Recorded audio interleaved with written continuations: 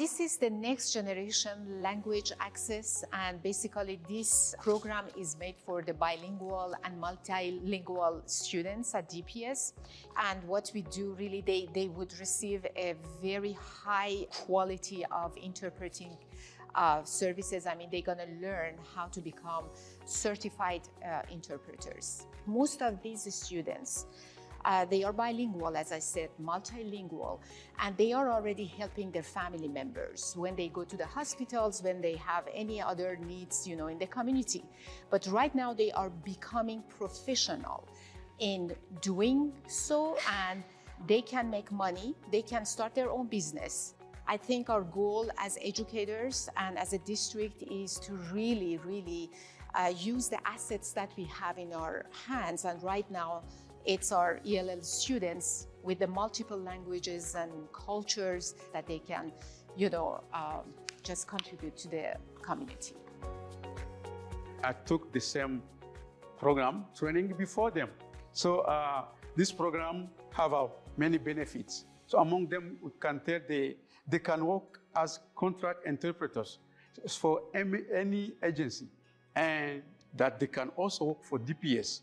Because there are few interpreters out there on the field, and our students speak many languages, they know the culture, they have been with DPS, so they can help us in the community as outreach person for the district.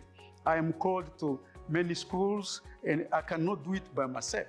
Basically, I was pushing this to have students to do the things I do, so they can be able, we're going to rely on them in the coming days and coming months.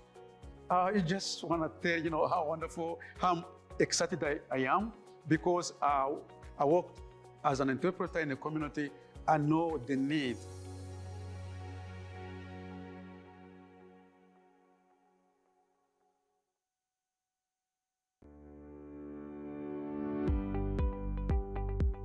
We are now the Innovative Academies of the Dayton Public Schools are in phase 3 of the Ford Next Generation Learning Academy program.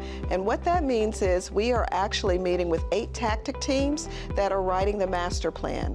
And so that was so important and so valuable that we now can take it back and actually implement it to make sure our students are prepared for college and careers and can really support this workforce. We are equipping our students with the necessary tools that they need to be successful. It's not just about the data that goes on in high school. We're talking about reaching our kids outside of 4 walls to obtain a career for themselves later down the road, okay? I feel like it was really good to be in this room. I got to meet people that I ain't never been in a room with before, different principals, people behind the scenes that I don't even know about, and really get to see what goes on outside of just what I see inside my classroom. I think overall it was good to collaborate, bring us all together. We got industry partners here. You have teachers, you have directors, our chiefs, principals are all coming together, and we're all sharing our different experiences and expertise along with our students, giving our students a voice to be able to share and speak on their experiences and the things that they want, because it's not just about what we see, but also want to see it through their lens as well, because sometimes we get so far disconnected, from being a student. And I think that's huge, to have all parties all on deck to collaborate. So this was awesome. Well, I first would like to thank the hundreds, literally hundreds of partners that have come now to over 10 meetings with us to put all of this together.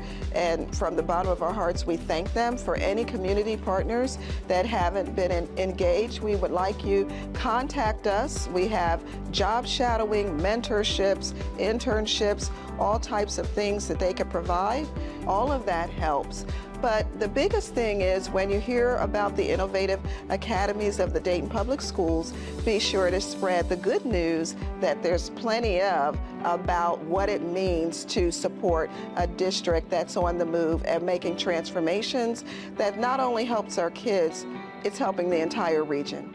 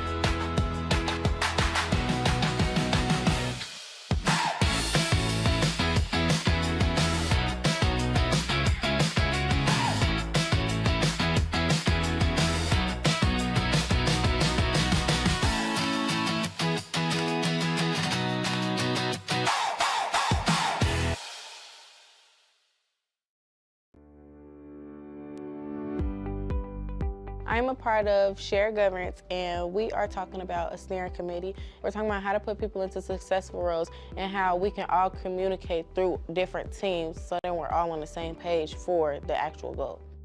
It feels good. It feels really, really good, honestly. And it only feels good because at the beginning I was confused, didn't know why I was here, just know my life coach brought me. Now it's like, I know exactly why I'm here. I know what we want the end goal to be, and I'm really happy to see that what I'm saying, in my opinion, my comments are building into that final presentation. I'm really excited to see how it'll all come out, honestly. Like, being here in the process is totally different than seeing the final outcome and not knowing the conversations we had, the different meetings, any of that. So I'm really excited to see how the work will actually come out and turn out. My group is working on establishing a framework for partners. Work on how do we create a database of all of the partners at all the schools in the district so we can create some standard operating procedures on how partners interact with the district and with various schools, who are the contact points at those partners, what areas or what buckets do they interact with. Is it an attendance situation? Is it an academic situation? Is it college and career readiness? The way we're approaching it at Ruskin, the way we're approaching the Innovative Academies of Dayton Public Schools work is through two paths. We have an experiential path.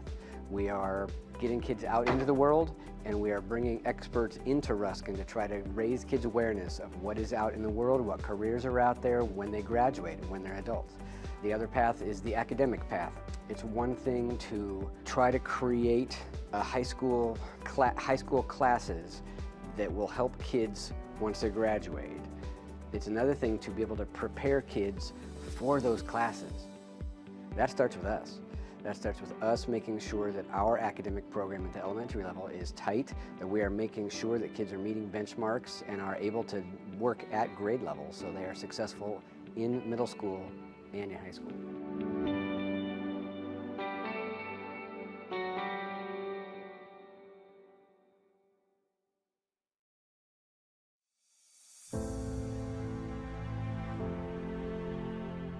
Good morning, DPS. Good morning. I can't hear you. Good morning, DPS. Good morning. Welcome to this year's annual Team Vote March. Y'all look so good here today. Give yourself a round of applause. You're here to cast your ballot for the first time. I see the bands got new outfits on. I see International is making their Dayton debut for the first time. Man, y'all showing up and showing out with pride. That's what it's all about. I want you to know that today, the fact that you are fired up, ready to go and vote is powerful. Your ballot is your access point to democracy, and voting is the entryway to power.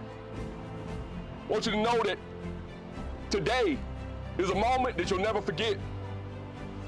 Today is all about you. At this moment, you are making an affirmative decision to take a stance in your way of life. You're going to make decisions that are going to impact your neighborhoods, your schools, your community, and ultimately your way of life. Regardless of how you vote, I want you to vote your community. I want you to vote your neighborhoods. I want you to vote your values. Those are things that make you who you are. If you vote for people and issues that reflect those, you will never go wrong. I want you also to remember that there's an election at least every 6 months. That means that the energy that brought you here has to keep you in the same moment even after you cast your ballot. In this election, and the one that follows, and the one that follows, and the one that follows. That energy is what is going to make you become or assist and impact in the very change that you want to see in your community.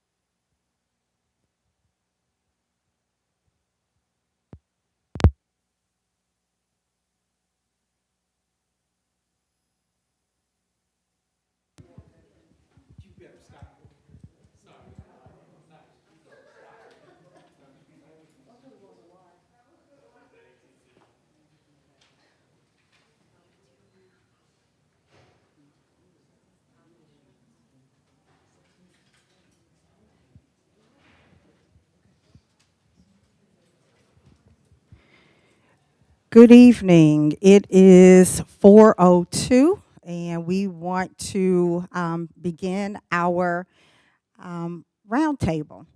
My name is Akeisha Sheehy. I am the Chief Academic Officer here at Dayton Public Schools, and I want to thank you so much for coming out today and joining us. I want to say thank you and give acknowledgments to our board for recommending this critical and crucial engagement opportunity. So thank you so much for that.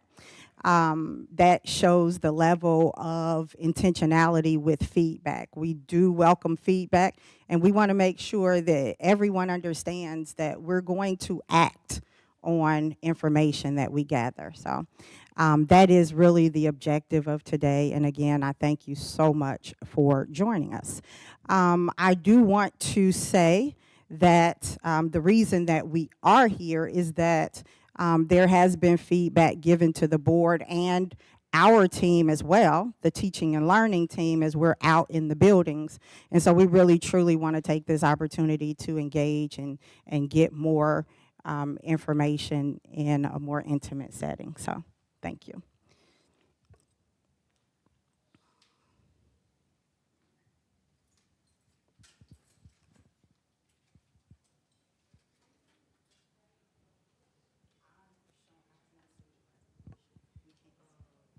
So we want to ground our conversation in some data.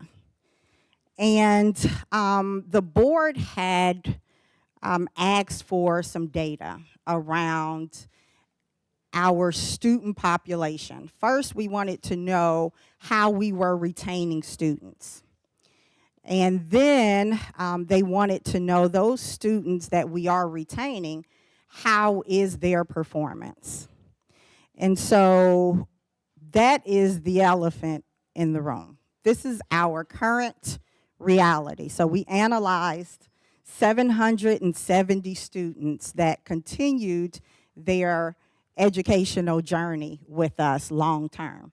And so Connor took these 707 students and analyzed their OST scores from 3rd grade. This cohort is they're 11th graders now.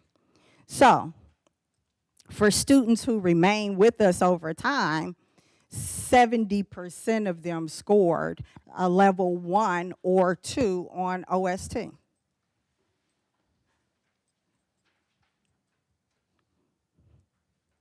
So if they're staying in our system for a long period of time, we're having academic return issues. That tells us that it's not a student issue because they're not as transient as we may think. It's a system issue. This is the performance distribution. Our proficiency rates stand at about 29.8%, and that means they are performing proficient or higher, and the ceiling is the 8.4. So this indicates that there's a severe limit on the access to advanced level instruction and rigor.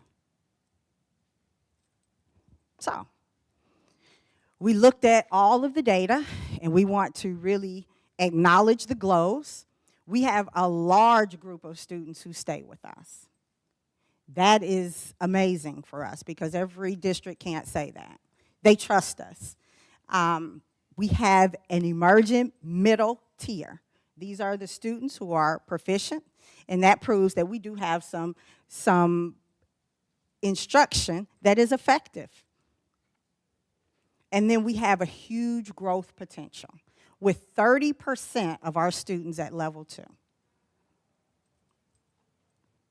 So, areas, critical gaps that we need to address, that the students who are staying with us are performing below proficiency, which points to Tier 1 instruction. 40% at level 1 indicate students are not accessing grade level content due to inconsistent high quality instruction material implementation. There's limited rigor, and our systems are not closing the gaps at the accelerated pace that we need to. So we have some breakdowns. We have breakdown in some classroom execution. So we've been really focused on high quality instructional material implementation integrity, the integrity across the classrooms. We've also noticed an over-reliance on low-level tasks because we're thinking they're not on grade level. We have to meet them where they are instead of giving them grade level content. So that is an over-reliance on worksheets and supplemental things outside of our core instructional material. And then limited student discourse, cognitive demand, and independent thinking. We have some systems that we are tightening. Our MTSS system, we had a report from the state that said we have great systems with our MTSS, but we are working to align it more closely with our Tier 1 instruction instead of outside of that. Our current interventions, we continue to monitor so that they can accelerate the learning faster. And of course, our instructional leadership walkthroughs with feedback. And that has been a point of contention as well that I hope we're able to discuss today. So the key lever for moving out beyond compliance is the implementation of our high quality instructional material. They're effective when deeply understood. So moving beyond the compliance piece and internalizing it, understanding the why behind what we're doing in the classroom. This supports cognitive demand flowing back to the student. We don't want our teachers doing all the heavy lifting. We want to put that cognitive demand back on our students so that our teachers are the facilitators of learning and all of our students can access quality grade level content. So these are the things that you see happening in the building. This is just understanding the why behind it, because sometimes if we're not all together having the same discussions, some of that does not transfer to everyone. So this is a great opportunity for us to level set so we understand the why behind what it is that we do. So now I am going to hand it over to Ms. Duffy. She is our professional development coordinator to moderate our discussion. Thank you. So we want to make this a collaborative conversation this evening, but we wanted to, of course, recognize the fact that many of you came directly from the classroom. So your brains are probably overwhelmed a little bit from the instruction that occurred today. So hopefully we kind of got you back on the pace of providing some information about where we're headed as a district as it relates to high quality instructional materials. So we have a couple of ways that you'll be able to ask some questions to get us started with the roundtable discussion. One of those is by, if you're in the room, simply raising your hand and providing a direct question that we can get all on the same page as far as next steps in implementation or providing feedback about the curriculum materials that you're using in the classroom. So simply raise your hand and we'll be able to guide that question towards you, and then a member of our team will be able to support. Additionally, Erica's going to put up a Slido QR code. So if you're in the room or you are viewing from home and you'd like to provide a question, but you're a little nervous about directly asking that on the camera, we absolutely understand. So we have a QR code up on the screen. You're welcome to use that QR code, or if you're joining at home, there is a code there that you can utilize to submit a question. It will pop up as anonymous, so you do not have to put your name in there. And then I will moderate, meaning we'll go back and forth between those who want to ask a question deliberately in the audience and those who want to ask on the screen. So we'll just kind of flow back and forth through natural discussion. Does anybody want to get us started that's here today? Providing feedback, asking a question? Yeah. Excuse me. Well, I just wanted to say thank you for inviting us. Thank you for not starting until 4 o'clock so we could all be here. Your introduction was honest, and I'm just grateful for an opportunity for us to all learn what we could be doing better to help our babies get where they deserve to go. So I honestly just want to say thank you for facilitating space to hear us. Thank you. Thank you for that feedback. Absolutely. My first question my name is Julian Gowan. I'm coming from the physical education department. And my first question, and my second is a statement, but when it comes to high quality tools for teaching and learning, as you were just speaking to, in the PE department, we're kind of suffering, I feel, because we don't know what tools we have in between each school, or also if even tools are being purchased each year. I came from another school within the district and transferred to another school, and I came to a whole new PE closet. I didn't empty out my closet at Thurgood Marshall and go over to Ponus. I left the stuff that I was able to build up in time over there, and I came over to Ponus, and now give you a little history, their background, they've had substitute teachers. So it's a totally different type of investment right now. Now going forward, I have 5 years and we can figure out how to do this, but in year one, my issue is that whenever I try to instruct, I would have to share tools. When I say share tools, like if you were in a math class, it's like you're sharing 3 students to 1 calculator, if you get what I'm saying. But my population is 45. And in the conversations with the sporting community, we're talking to the athletic directors, and they're suggesting that we should preview sports ahead of the sports being played so kids can actually have a better exposure. And I'm just trying to, figure out how we can, get to a better place where it could be like, if we have 45 kids, I need instructional materials for 45 students to be active at the same time, not somebody consistently or just waiting in reserve, and that just being our common practice where we have like 5 people waiting around 1 central football or something like that, where if we're just working on throwing or something like that. But I don't know if there was a question there, but that was more like a statement probably. I'm sorry, I got long-winded, but that's just figuring out ways so we can, get these instructional materials and have it consistent across the board. So what are we offering? Also, what are the learning opportunities that we're offering so they're not as different or as general, where we have like PE1, PE2 weightlifting, and pretty much if you ask anybody what they take, they'd be like, I take gym class.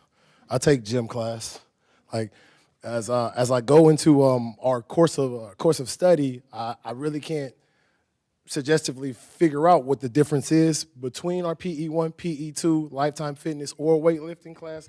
Also, there also seems to be a lack of strategic planning, I guess, because if you look on the PE one, it seems like just 5 general standards with no example lessons, no timing, no nothing like that, no delivery, like no planning delivery, it's just 5 general, it's 5 general standards. And that's a little different just because as I was looking at everybody else's course of studies, it's at least on the same template, if you get what I'm saying. It's on the same DPS template.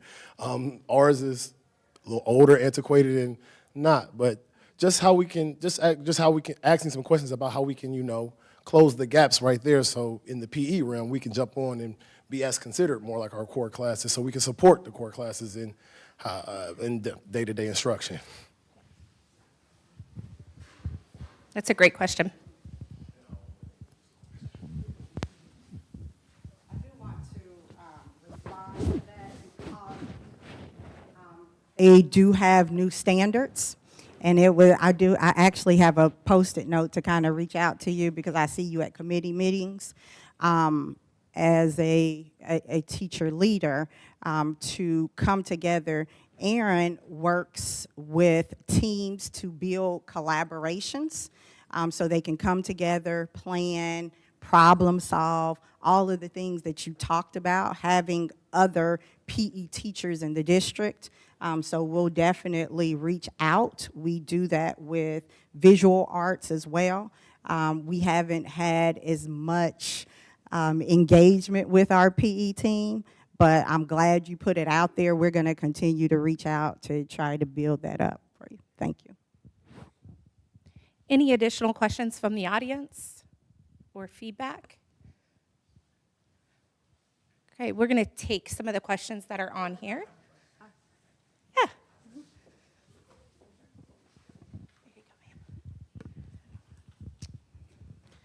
So, Ms. Sheehy, you mentioned that it's a system issue.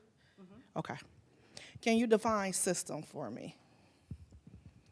Right now, we are in the process of transforming our entire district as a system in the way that we operate.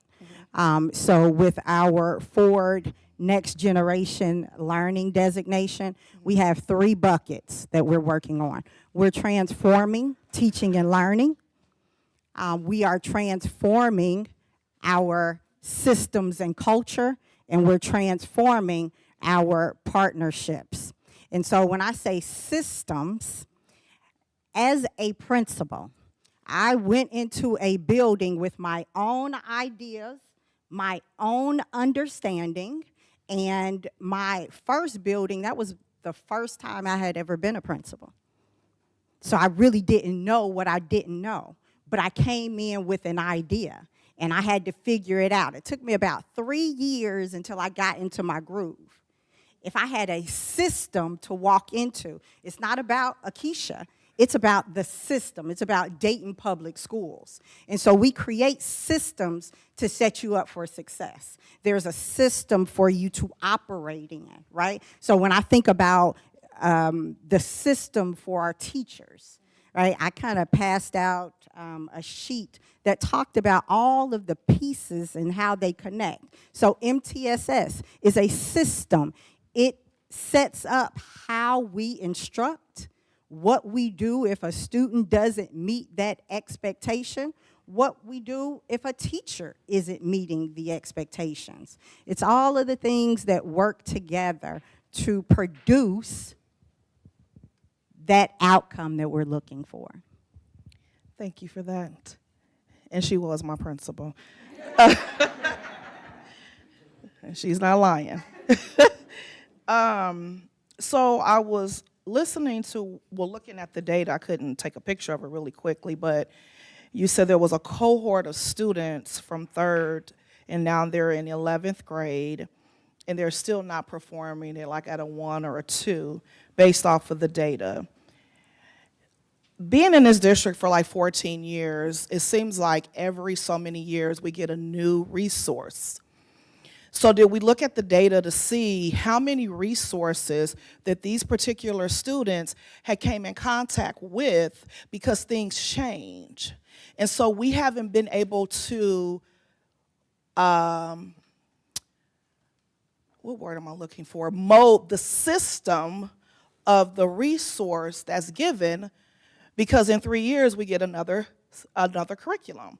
And then you have teachers that are moving grade bands that may not get, they get an overview. They don't get a boot camp on how to really dig deep into that resource. So did we look at the data to see how many of those programs were implemented, and maybe those students, somewhere, a system was broken? So thank you for that. I appreciate it. And again, that goes back to the fragmentation of the system, right? You touched on a couple of key things. One of them was the teachers moving, the continuity of things. And so our team this year, in December or January, we start reaching out to principals saying, hey, Please don't move these teachers. We've invested so much in professional development. Please, they're working the process. They're learning from their peers. Please allow them to stay in place. That's one thing. That has never happened since I've been in DPS. Another thing is, with the implementation of curriculum, we have reached out to collaborate in so many different spaces to say, hey, we need your voice in this process because you're in the trenches. How is this working? What do we need to do? How can we work together to make it better? And when you're talking about all of the different materials, even there's no material that is going to meet the diverse needs of every student. It's not going to happen. But we have to work with what we have. And so when we all come together with our levels of expertise, then we can use what we have the best way possible for our student population. That goes to just like the Amplify this year. This is our second year of implementation. And Amber was looking at the data and said, hey, there's something missing here in first and second grade. We keep seeing it. What is it? We're looking at the data. We're looking at what instruction does. We had to move in the moment from feedback, from looking at data, from seeing what's happening in the class. That's going to be constant, but we have to do that together. So again, there's no one thing that is going, there's no one magic bullet, but we have to use what we have and make it work. Another question from the audience. Hi, my name is Sade DK, and I teach at Louise Troy, 6th grade social studies and English. I also spent some time teaching 7th grade math at E.J. Brown in that middle school structure. So I've had a chance to see kind of a K through 8 flow, so to speak. My question that I'm asking is, I'm ignorant to a lot of systems here because I'm new to teaching in the last 2 years.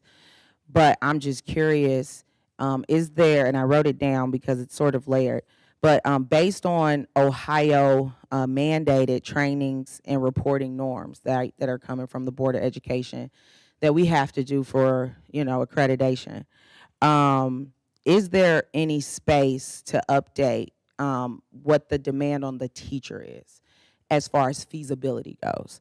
And I'm asking that because something I've noticed is really resounding apathy, and apathy can cause regression over time, and at the student level, but also at the teacher level.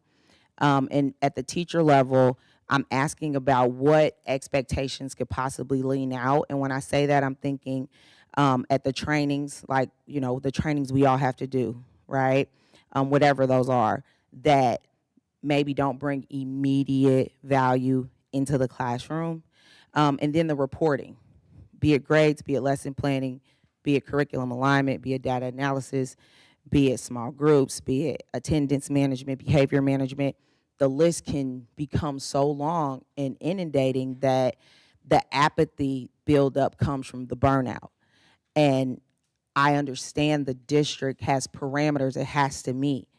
However, I'm curious to know how much can we color in gray where apathy could be lifted from the leaders that will naturally reflect on the students because that tension isn't there as much. Maybe, is it 20 extra minutes for lunch, right? I don't know what that schedule change out looks like. Is it, just some key things that support human capital that are leading the building, because honestly, students, they echo what we do and they feel what we feel. Even if we disguise it, it comes out in, maybe rigid control or, loud voices when it's not as needed, when maybe understanding can be built. Our own empathy gets lost in our own apathy because of burnout. So I'm just not trying to be, think of it as a fairy tale, but feasibly based on if the district is getting the necessary support and dollars, are there things we could do as a district to support the human engagement of leadership in the buildings, not just at the admin level, but also at the teacher and the support teacher level. And that's all I have.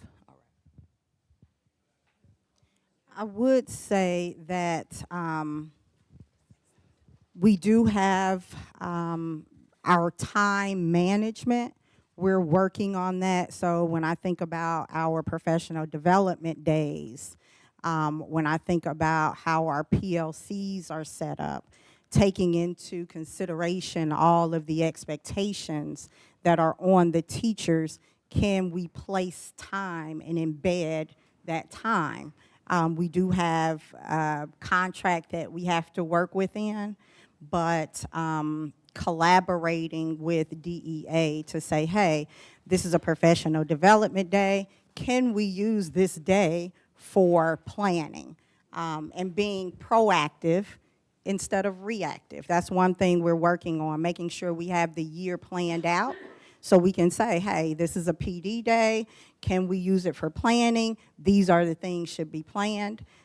One instance of that was we worked with DEA to set aside a day at the beginning of the year so you can do your public school works, just to get it over with so you don't even have to worry about it. So things like that, using the time that we do have, because we can't get any more of it, and using it more effectively and efficiently. So thank you. We will definitely keep that in the top of mind. I really appreciate that you brought up PD, and also appreciate you judging at the Lucia May Wyatt contest. But I'm so glad you brought that up, because we have a K-8 ELA cohort this summer, May 27th, 28th, and 29th, 3 hours every morning. And we would love to have your expertise there with us. I know that you went from one building to another building, and I've been in your room many times enjoying your teaching, but we would love to have you. This would be an opportunity for you to learn even more about the Amplify and bring your questions and concerns, and we would just love it, and we could collaborate together. And I will give you that paper.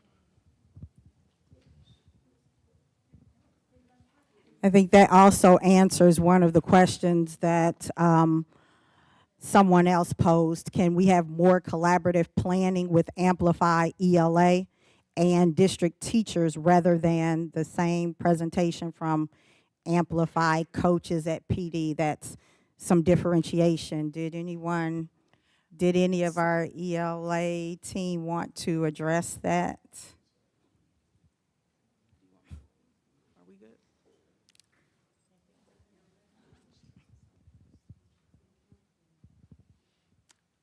So as Ms. Michelle Roby pointed out, we are having a summer cohort. And I think one of the things that happens when we adopt a new curriculum is we often like to offer the professional development that the company has, because we're learning alongside of you guys many times.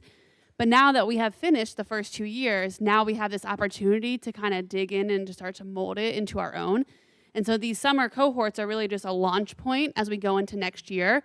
Many of the other curriculum areas have been having cohorts throughout the year that some of you maybe have had the chance to attend. They're usually offered monthly in the evenings after school, and they're paid. And so as we transition into that for ELA, we encourage you guys to come and to collaborate with your teachers across the district, because we know sometimes the reality is that you might be the only teacher in your building teaching that subject in that grade level. And so this gives you a chance to really dig in with your peers who are teaching the same thing as you every day.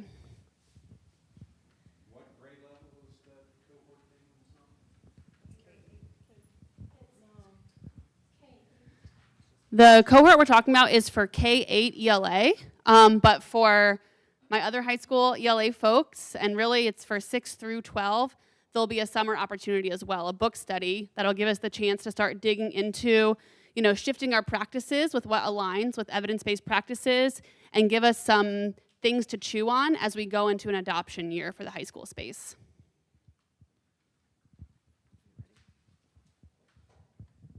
The full summer professional development catalog will be released soon. So if you're interested in learning more about what summer opportunities may be available, that will be released soon. Ms. Hester? So I wanted to speak to the apathy piece because I'm a multi-tiered systems of support coach. So I do strongly believe in supporting the whole educator as well. So I know that we have had some PD sessions in the past. I've led some myself as far as compassion fatigue and stress and anxiety and all of those things, and they were always well attended. But we did recently do that Panorama survey to get more feedback. So we are diligently addressing that. And what was said to the building leadership is for them to take that data, use the playbook that is in Panorama, and come up with strategies because each building is a little different. So there should be a wellness plan for each building, and you could be a part of that by being on the MTSS team. So I will send out additional communication to remind buildings to make sure you incorporate that wellness piece because I know a lot of buildings do it because I just got a wellness newsletter, somebody forwarded it to me. So I get all excited about when I see that buildings are putting together strategic plans. But right now we're heading into May, so we are preparing for next school year. In these plans, in 2026, 2027 plans, they should have that addressed according to their Panorama data. So I'm excited about looking at those. We're collecting them now, so I'm excited about looking to see what some buildings are doing to support teachers because that's going to be a strategic problem that the building leadership would have to address. So. Before you finish that point, I just want to echo that as much as I know the surveys are really great, and I'm sure that they've gathered this info already, it can be in those daily small. It can be in those daily small things. Like when I was at EJ, what was it, Q1, Q2, something that changed abruptly that I didn't even know could happen was the time we let out. It changed by like 10 minutes. I'm just being honest, right? And I'm like, wait, we can change by 10 minutes? Does that mean we can get 10 minutes more for lunch, right? And as much as it seems small, man, that extra 10 minutes is a game changer. And it seems like that kind of fluidity has to exist if it occurred. So I hope that that was in the pot of the surveys of just not just bring us stuff to eat and keep us hydrated or maybe stop by so we can go to the restroom. But man, that extra 10 minutes a day, think about it. It's all right, I'm leaving it there. Hi, everyone. Quickly, because I just came, so maybe I misunderstood what today is actually is, because I assumed that we were discussing what works and what don't work about the curriculum and how can we better. So to me, my vision of something like this was we are actually sitting down round tables or some type of table because I literally have stuff that I feel that needs to be spread it out and shown because we could talk and we could write notes and we could do so forth. But for this to work and not continue to be a dog and pony show, and I know a lot of you all done heard that before, we just got to be realistic. We really have to be realistic on if this is, I have the state requirements for the Ohio State test matching with Amplify, going with the curriculum planning pace, all aligned. Just so to me, I feel like that needs to be shown. Like a table need to be right here, and it needs to be shown as an educator. This is what I am seeing. As an educator, this is how I am feeling. As an educator, with you all being the curriculum staff, everybody has a job to do. Everybody has somebody to answer to, but what is the ultimate goal? Is it the goal to please the curriculum staff? Is the goal to please our principals? Or are we here for the students? Because at some point, all buildings are not the same. Teaching style is not the same, but the goal is the same, right? So with that being said, with the curriculum planning piece, if someone is coming and telling me, hey, This is what I need done. This is what I expect to see. Then you have a lot of teachers. Okay, I can show you that, no problem. I just pleased you. But pleasing you did not help my babies, right? So looking at it is, again, like I said, I don't feel like Amplify is bad. It has a lot of decent things in here that our students do need to know, right? However, a lot of the prereqs, our babies don't know yet. They don't. They do not know yet. But, for example, going into, say, Unit 9. Unit 9 had an excellent assessment at the end that matches the state. I mean, I printed it out. I printed out a practice booklet. It matches that. Some of the assignments that they have for us to send home should actually be done in class. And I think at that time, the discussion is, can we remove, just because it said send it home, our students will get better benefits by doing that particular assignment in school, and then the other piece gets sent home. And basically, it's like the stories. How many of us, if you really wanted to work and really wanted for it to be productive, if you send home a passage with this age group, I teach 5th grade at the moment, with this age group and their environment at home, are they going to actually go home and sit down? That's what we want. We would like for them to get to that point. We would. Go home, sit down, read both passages, underline the things that they need to know, the evidence, everything that you go through in school. You want that to come back. Well, it's not coming back. And if it do, you have 1 or 2 that's bringing it back. If we consider it homework, how many educators is like, okay, I see it. I really would like to go over this particular homework, but guess what? Now I'm off pace. Now I can't really go over. I see it, but then in 2 days, somebody is going to come in here and ask me why I'm not here. And are you going to listen to me why I'm not there? Right? So it's like, instead of showing this is for you, I am giving what my students need, but still being in compliance. I think we have to find a medium to that, if that makes sense. Absolutely. So there are a couple of things that I want to touch on, and I want to say thank you for opening up the door, because everybody's being very polite here, but that's really what we came to do, right? So thank you for that. One thing I do want to say is that this isn't the space for that piece, but I'm glad that you are ready and willing, right? So when they talked about the collaboratives, that's what happens in the collaboratives. We roll our sleeves up, we get the units out. What unit did you struggle with? Let's work through that unit together. What do we need to take out? Let's take the assessment together. What do we see? All of those things happen in the collaborative, because like you said, every building is different. You're the only ELA 5th grade teacher there, but you can come together with all the 5th grade ELA teachers and say, hey, this is what we experienced. What are we going to do with it? So yes, that's what the collaboratives are, and we're really trying. I mean, we are doing everything in our power. We're paying people. We're singing musical. I mean, we're doing the whole gamut, trying to get the feedback. Because what happens is we only get the feedback at the end when somebody's complaining. But at the beginning, when we ask for your input and ask, how should we move this forward, it's crickets. So thank you. People, if you heard what she said, the collaboratives, when you see those come across, if that's the work that you want to do, if that's your struggle, that's the space for it.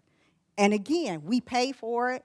I mean, some people, we sent people on trips because they came. We were so happy. But yes, we need to work together to do that. And also, in your PLCs, the internalization of units, that's where that work happens. When we're in PLCs, we're not talking about the PBIS field trip. We're talking about these lessons that are coming up and how we're going to teach them. I have a team here from Ruskin, 3rd grade. I came to their PLCs. I'm listening. What are we talking about? What do we want students to know and be able to do? We have a unit assessment. Let's take the assessment. So we know what common misconceptions students are going to have. When are we teaching it? How are we going to teach it? What common assessment are we going to use? All of those things should happen in your PLC.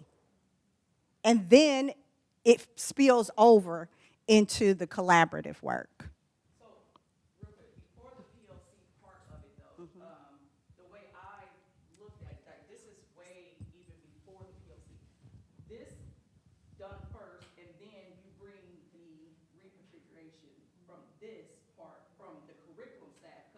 I feel like going into the PLCs, again, is just teachers in our teacher brain. However, they are not, and we are not coming and observing each other, right? So we could go and we can have a dynamic idea about this, but it still wasn't related properly to everybody. So then when it comes back to us, and not just, and I'm just saying teachers in general, not my building, not, I'm just saying as a district as a whole, when it comes back is, well, what it looked like to us, it didn't look like that to the person that, or the people that's coming to observe. And I just think that that's the disconnection that we all need to be on as one page where you do already know what we are doing, because you saw it already way before the PLC, because sometimes you can't make everybody's PLC, but at some point the unification of just the foundation of it should be the same. Yes. You know, and I just feel like I said, just being unit 7 should be my first, right? Like it's Shakespeare, but because it's Shakespeare, people like, look, why are they doing Shakespeare? Or Shakespeare is at the end, or something like that. At the end of the day, when we are reading, they need to focus on characters. Well, I'm gonna wait till unit 7 to get them excited about characters? No, you know, I shouldn't. This should be taught early, and I should be able to do that without someone saying, why are you doing unit 7 before this? Well, it doesn't line up like that. In its sense, it doesn't. And I just felt like at that point, I shouldn't get questioned about this. I eat, sleep, education, right? Like, so at the end of the day, I should be, and another educator should be able to see that and not question it. Yes. And so one thing that, again, we need to have another session, because you need to see the learning progression. And so from our viewpoint, and I was thinking about this, as a teacher, I see what's happening right here with this group, right? As a principal, you start to see what's happening in the building. As our team, we see the whole, right? We see down to the cafeteria. We see it all and how it affects. So we need to have a space where you see how it starts in kindergarten, because you're talking about Shakespeare and those characters, but it starts all the way, it builds. And see, we just came into it, right? We came into it 2 years. So like you said, it's expecting all of these things to already had happened. It's expecting this child to have had this content from kindergarten where we just jumped in. So once it continues to cycle, then you'll see it come, full circle better. But those characters, it just starts from kindergarten, right? And what we've heard a lot of times, this is too much for our students. This is, the content is too much.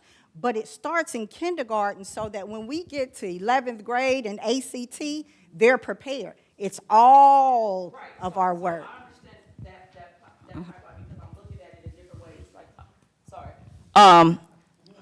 Just a little bit about me so you can understand, like, maybe my thought process on certain stuff. So I am 2 years into my PhD program, my leadership program to become a principal. So I'm not just looking at items as if I am a teacher. I'm looking at if I was a principal or a school leader and my teacher was going through this, how would I better support that teacher, right, to help our students? at the time, I think, yes, the pipeline is correct. This is what we are trying to do. We're trying to get there. Or, y'all can hear me? Okay. Okay, so, but we want that. However, there has to be a sense of trust. We have to trust you all have to trust us. You have to believe that we know what's best also, just like you all know what's best too, right? We also have to be able to look in the mirror and hold ourselves accountable, everybody, on things that we can change, things that we might have missed, because life happens, correct? And again, stuff just goes, and sometimes we forget who we were when we was a teacher, because I'm from Dayton, Ohio. I graduated from Dunbar. I went to almost every Dayton public school. So I'm not from Cincinnati. So I have it all, right? I'm that teach the whole child type. Okay, so at the end, it just feels like we have to come to a point where it is okay to adapt, because we're not there yet. And I think because we're trying to get there, well, it's 5th grade, and right now they have to take this state test. We are not where we trying to go yet. We still moving. We're gonna get there, but we're not there yet. So do I just stay on the path, or do I adapt to each group that I have each year and realize they don't know characters? So are you gonna trust me enough to know that when you walk into my classroom and they are supposed to be on unit 3, but as a strategic planner, I already went through all the curriculum. I didn't wait and say, okay, unit 1 is here, so I'm gonna use my weekend to educate myself on unit 1 because this is my first year teaching unit 1, and then I'm gonna go there. Or am I gonna look and say, okay, this group of students need characters, and it's not just the Shakespeare part, that's just the name of it. If you open up if you open this up, it asks the who, what, where, when, about what's going on. That's what we want them to think about and have that visual when they read in these passages. Who are they talking about? What are they talking about? What happened? Why? Well, if we break it down before in the character form, then it's, okay, now I know what to look for when I'm reading these big, long passages, and I'm not intimidated by it. So, and then you can still go back to the actual play, which would be fun, and still meet back at Unit 7 at the end of testing and actually have this as our end of the year assignment, our play, our thing. So it's not that I did it earlier, but there are some good things in here that the students can benefit early on. And that adaptation, I guess I'm asking to be thought about, that if instead of me feeling, oh man, I'm gonna get the principal in trouble, I'm gonna get somebody in trouble because I'm not doing what they told, because honestly, this is a big district and there is a lot of positions that I'm just confused about in a sense. It just, I don't know, but it's a lot of people that's telling people what to do, and the communication is lost somewhere.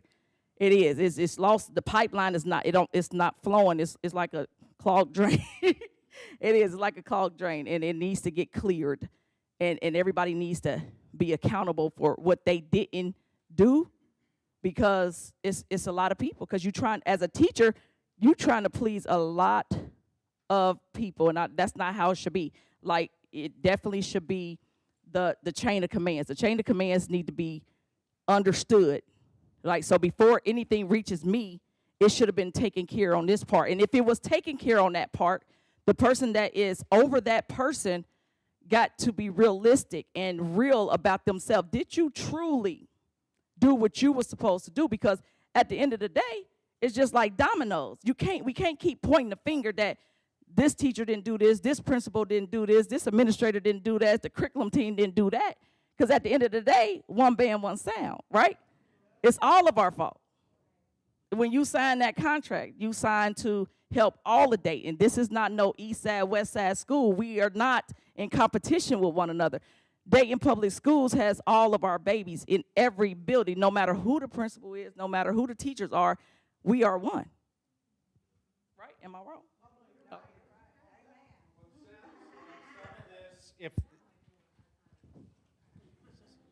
It sounds like what you're saying is that there should be more opportunities for collaboration on pacing guides and such, but perhaps, I know that there are opportunities for that, but if we maybe connect that with PD credit, so it gets more participation, then maybe some of these problems could be bypassed.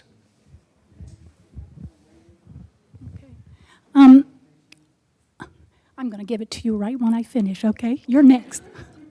I so appreciate everything that you shared. I want to go back to the pacing part. I wonder what would happen if at the beginning of the year we actually started out in the right pacing. We didn't wait 2 weeks until we found out, how do we take the kids to the restroom and how do we take them to the cafeteria. You can still learn those skills while you are starting in the pacing. And in no way would we ever come in and say you're on the wrong pace. What we usually ask, where are you?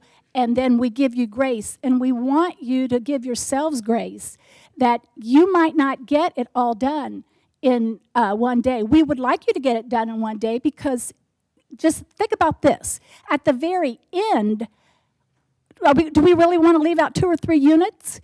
This curriculum cycles. It cycles. I have gone in and evaluated teachers. I've gone in and spent time with the students, and I heard them say, "Oh, we learned that in 3rd grade." Yes, it's going to cycle all the way up through. So we do have an issue. We have pacing. But if you try to get one in each day, 1 lesson a day, you do your best to do that. We're not going to leave the babies behind because it's going to cycle again. And what we could do is maybe trim it a little bit, not cut it out. Get together, collaborate, and find out what are those activities that we don't have to do 5 times to get the focus point across. And then we come together as a team. And again, I'd like to offer you this summer, we're going to do some planning, and that is, there's a PD, and it is the 27th, 28th, and 29th, K through 8, summer PD for K through 8. And we need your opinions. We need it. But think about the beginning. If we skip it, at the end, we're going to miss some very valuable information. We can't always hold back. And I promise you. Thank you. I'm older, so I'll be losing stuff. Okay, so I'm Ingrid Haney. I'm the science teacher for Fairview for 4th grade. One of the new things we talked about the system was inquiry-based learning. Can you give us more information? Because that's my favorite thing, and I ask for forgiveness later. I always do that. And so how is that going to be implemented? One of the things we're doing is with Thurgood and with the Thurgood Marshall, and we're doing Lego education, and they're doing STEM with our students at Fairview. So can you give me more information about inquiry-based learning?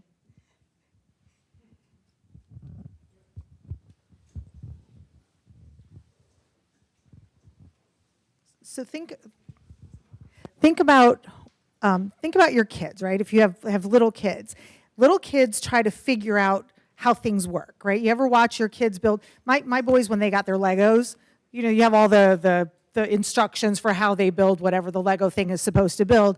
My kids never did that. They took the Legos out of the box, dumped it in a big pile, threw away the instructions, and built whatever they felt like building, right? That's inquiry.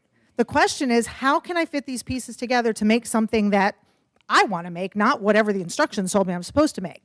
So inquiry is giving our kids a chance to say, hey, I think I know something about this, right? I think something right here kind of resonates with something I've done before, something I'm interested in. It's not them figuring it out on their own and teaching themselves. That's not inquiry. Inquiry just gives them a chance to say, hey, I noticed that there's a pattern here. Well, maybe I can identify what that pattern is without my teacher telling me what I'm supposed to see is the pattern, right? Or inquiry is I'm reading a passage and I'm going to interact with that passage first before I have my teacher tell me the things that I should have learned. I got a C in 9th grade English because my interpretation of a poem was wrong. And I was very mad about that for a very long time, but that's because my teacher told me what I was supposed to feel when I read that poem. That's not what I felt when I read that poem. And so that's what we're looking at when we're talking about inquiry. Kids will see things. I taught high school math for a really long time, and those kids are smarter than I'm ever going to be. And so when they came up with a method for solving a problem that I had never before considered, that's inquiry. Allowing them the space to say, okay, but I didn't look at it that way, or what if I go this route? I mean, as long as you got there, is it really that big of a deal?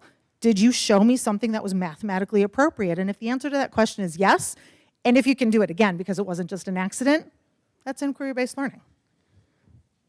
And a lot of our resources now have those strategies embedded when we talk about the discourse, allowing students to dialogue, when we talk about questioning, giving them space to question, giving them space to collaborate. All of those things are embedded in many of our resources. We want to allow them to think more critically, right? Can you do addition? I'm sorry. So, like, I love STEM. So one of the things that I feel like, especially in science, for our students to compete with other students, even inside the district, you're saying we're not a competition, but actually it is. And so, because you want children to want to challenge children and to want them to be their best. And so one of the things that STEM, so are we allowed to add things or add things to the curriculum? Like, we're doing Lego education with Thurgood, so we're allowed to do extra things? That's my question. I know what inquiry-based means. Yeah, so I want to address this because something I heard, we shouldn't be afraid to do this. Somebody's coming in to watch us. Do we have permission? That whole energy just feels off, right? So as an educator, when we come in, and I tell my boss this all the time, if I ever point my finger at you, I got 3 pointed back. So if I go into your classroom and I see you're 4 weeks off pace, my first question isn't what you're doing wrong. My first question is, what's wrong with our system? What did we communicate? How did that go wrong? How can we fix it? It's not to pace it's not to place a blame on you. Because at the end of the day, when the report cards come out, although you feel like, okay, what's happening in that classroom? That report card goes out to the state. And that has his name on it. And when that happens for him, that's our issue. Because evidently, something was not right with the system. And the system is created to get exactly what it produces. So every time we have to come back to the question, what's wrong with the system? It's not what's wrong with you. It's not what's wrong with you. It's about the system and how it supports our students and our staff. So when we're coming into the classroom, trust me, it's not about what you did or didn't do. I'm asking them, where's the breakdown? What do we need to do to make this better?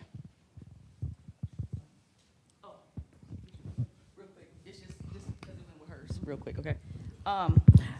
With that, the pacing part of it in the system within a whole, that we are trying to almost check off, this is what we are doing. Did we do this? Because in the end, it does affect all, right? Even so, like, no, I am not the superintendent. However, when I sit in my classroom and the babies that I am educating, whatever you all did, that mindset is there already. Whatever you producing, it affects me. You know, I take it personal because I'm looking at you all. You are me, I am you, right? So, but with that, just the pacing and trying to be on pace and get this in and get that in, coming from our PDs, we had, since I've been with the district, we have these PDs, you go and you switch something in the middle of the year, where if you are a planner like me, because outside of DPS, I have a whole nother busy life, right? So if I don't plan it almost to a T, it's gonna fall, right? So in the mix of that, I'm trying to make sure that no learning is lost.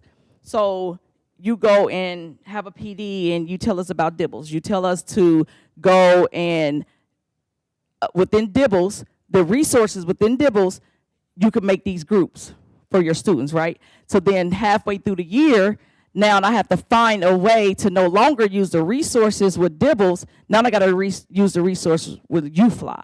Well, in reality, that don't work, because now you just have me redo all of this, and coming from a teacher that has not used UFly, and yes, this is nice. I can read, and this instruction is good.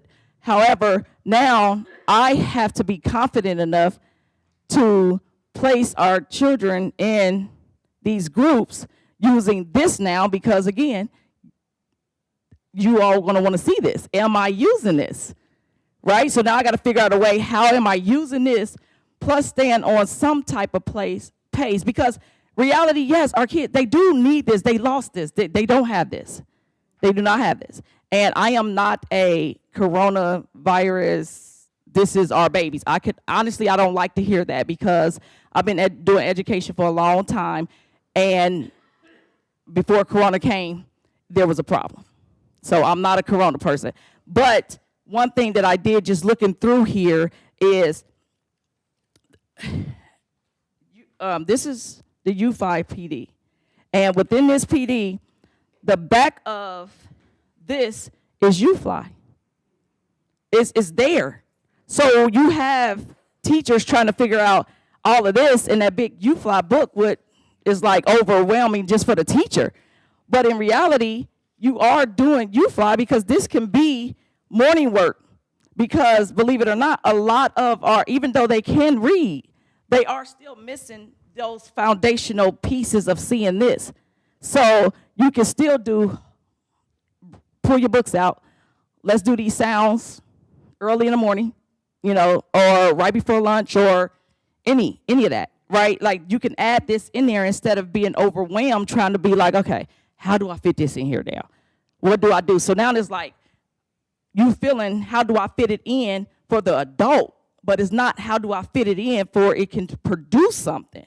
Because just reading or having the students do Dibbles, regardless of the data, I have students, I'm like, you can read. You might not be able to read long, like get all the way down to the end. You might have missed one or two words. You can read though, which means that we need to be doing some other stuff, right?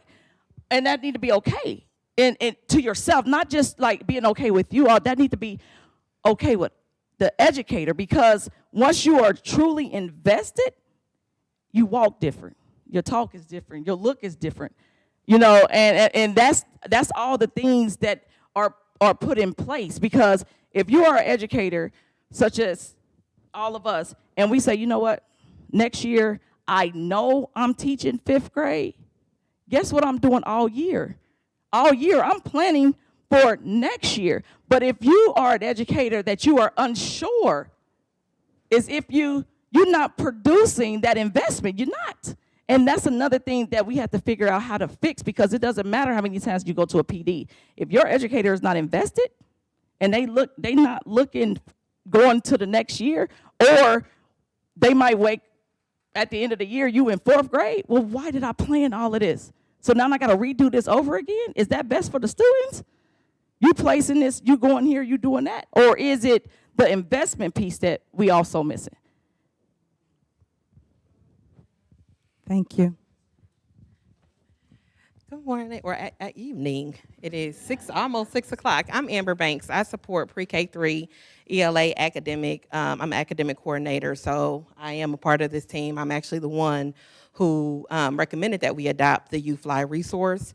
And a part of the reason why you received the professional learning mid-year was because from teacher feedback, we were hearing, we have a lot of students in 4th, 5th, 6th grade who still have foundational skill gaps.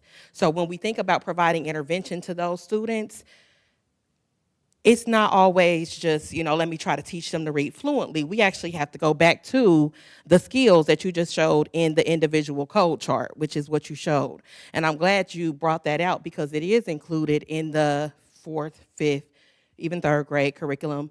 And it's intentional because as students learn how to decode and they're introduced to those different skills, that resource is intended for them to use to support their learning.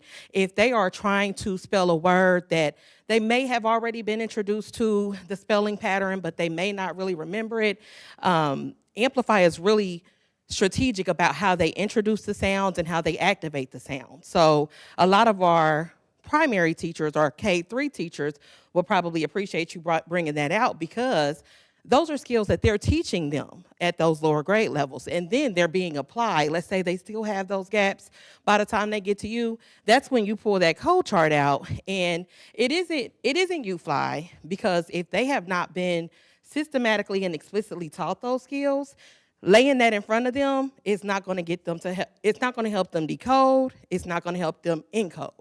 So that is why the U-Fly piece comes in and why it's important, because again, our resources, the research behind them, evidence-based, research-based.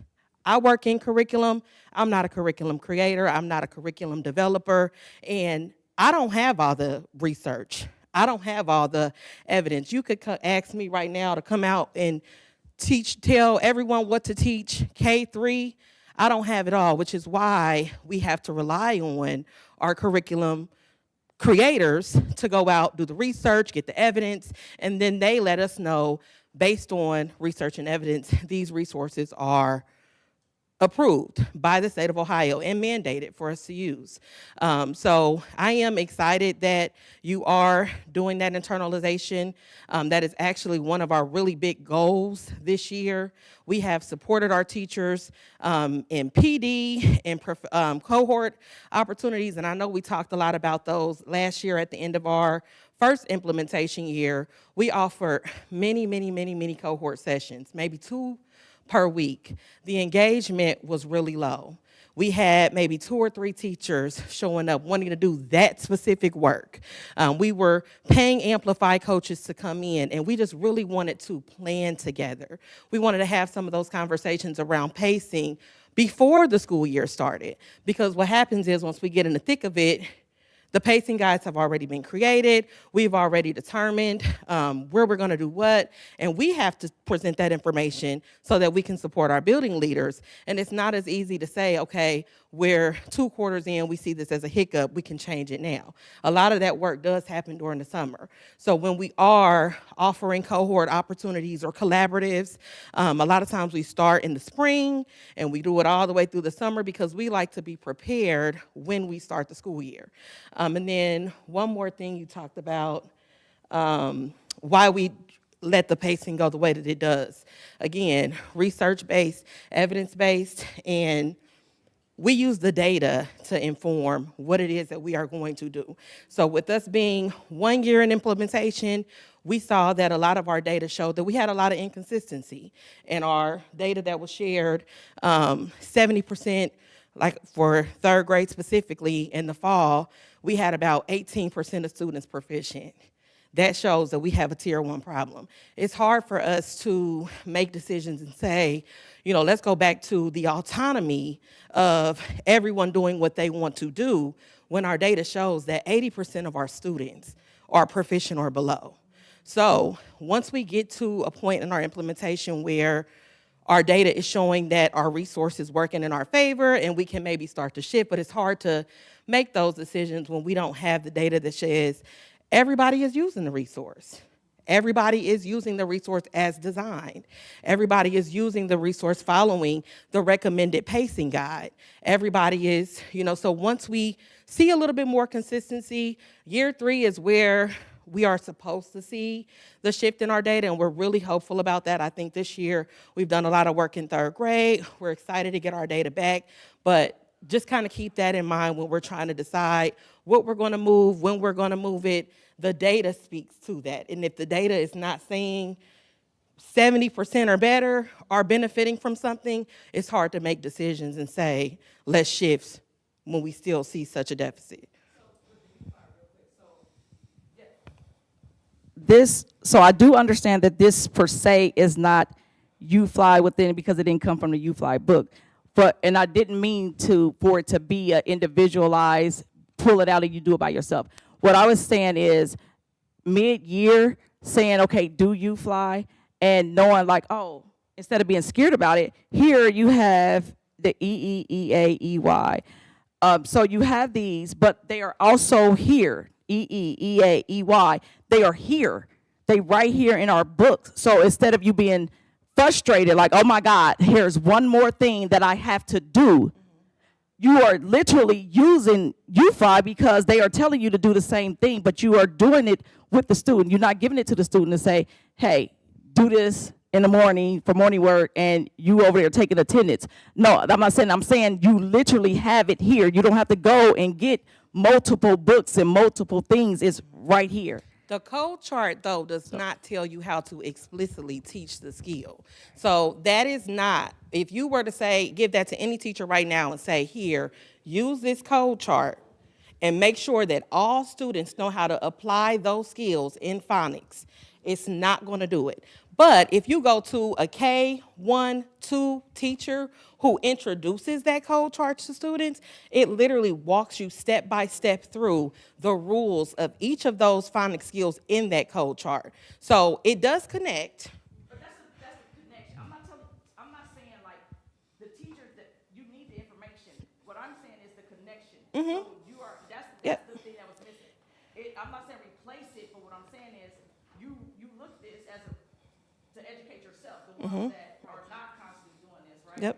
But don't be afraid, it's right here as well. This is the connection of putting it together. Instead of saying, oh my God, I have to go find more resources over here after I go and do this. But that's what was happening because you have a lot of new teachers to the district that is like, you want me to do that too? All right, whatever.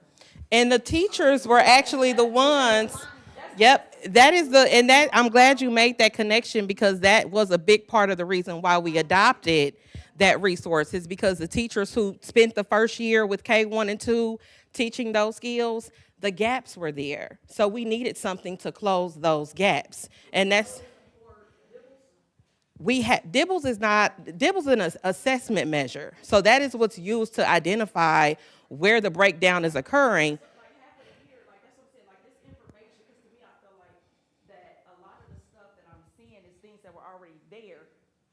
Multiple years before Absolutely.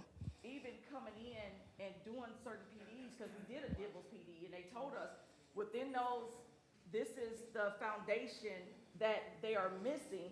So go to these DIBELS resources and pull that. But the district itself has already had UFly. We adopted UFly this school year and it was actually introduced. This year is when we brought UFly. Yep. This year. But with the early grades already having it this year, was there a pilot? Is that what it was? Yep. Yep. And that's why it came to it was actually introduced in grades 2 and 3 first. And that's where we got our teachers. That was where the modeling, that's where the support came from. And then during that process we saw and the teachers were actually saying it's not us. They were like, our kids need this. 4th, 5th, and 6th grade students need that. So we responded and said, okay, let's start the professional learning process on that. And it did happen mid-year. So with professional learning, whenever we roll things out, we don't expect you to take it that day and master it. It's a process. Introducing you to something and the expectation that you will be fluent in it the next day is not there. So if you were interested in looking for those resources that can support your students with those foundational literacy skills, they were there for you. And that was the intent behind it. But 4th, 5th, and 6th grade, we know that's not what all those students need. So is it something that we can say everybody was supposed to get that? No, but it was a resource that you were provided that would support you if you saw that need in your classroom. We have a question from Mr. Williams. He's been waiting patiently. Sorry. You're okay. You're okay.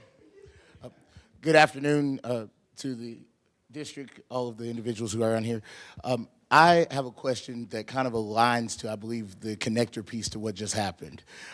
We have to look a little bit more at our horizontal views as well as our vertical views, which I believe this young lady right here was just talking about how there's connections with Fairview to Thurgood, and for some other moments that even with what I was trying to do, trying to pull some things up to Dunbar and some other places, there are vertical alignments that can happen within the school itself that we are at. And that happens through cross-curricular moments that need to happen with collaboration. There are times when our TBTs, that we have TBTs, that we are supposed to have this moment, but yet we need to have a better understanding of the holistic view of what is given to us as educators in each grade band to be able to give the students what they need. I say that because in 6th grade, where I have the privilege at Kemp Elementary to teach, I am doing some of the same science and math moments that may be addressed across the curriculum with my counterpart with his ELA and his social studies. Beyond that same conversation, this is also happening downstream and upstream, both vertically and horizontally. That being said, there has to be a little more collaborational give that is given to us outside of the curriculum strengths and limitations that we can be able to utilize as teachers to be better educators for the students, so all can mean all. I say that to ask a question. Thank you. Okay. Where is the mentorship modeling that can occur, that I can allow my 6th grade students, which I'm implementing as an out of the class moment currently because I'm aligning it directly to the curriculum. So that way, because curriculums change. We all are educators. We know curriculums can change. However, us being able to teach the content to the students is going to stay the same. And in that thinking, we know that we have to prepare the kids for prepare the scholars, because kids are goats, but I do want my kids from Dayton Public Schools to be the greatest of all time.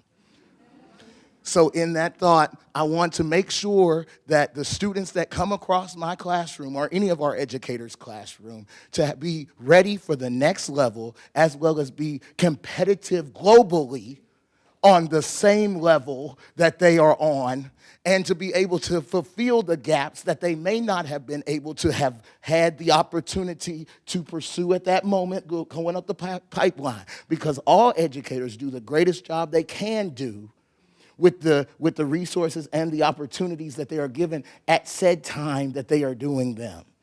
And so in that moment, if someone missed something and or had a gap, then it is the student's opportunity to have an opportunity for that gap to be filled by great educators and community leaders having to fill that moment, but it starts at home with an extra teacher who's the first teacher. So making sure that we have a holistic view of the community and the vertical alignment that needs to happen in cross-curricular instruction. Where is the mentorship in the schools that allow me to have my class partner with a Miss Collins class if she's going to do speech and roll it out as an extra moment to where my kid that I'm bringing out the public speaking in my class, because I'm about to send them to 7th grade and 8th grade in high school to pathway opportunities, to where I'm giving them that space, but the curriculum didn't tell me to do that. But I want to make sure that they have that foundation so they can be ready to whatever middle school they go to. And so if I can give them that moment to where I can have that teacher come and work with me alongside me, even though she's a 2nd grade moment and I'm in a 6th grade moment, that's out of my TBT base. But it's still giving us the place that is an asset that we already have in the building.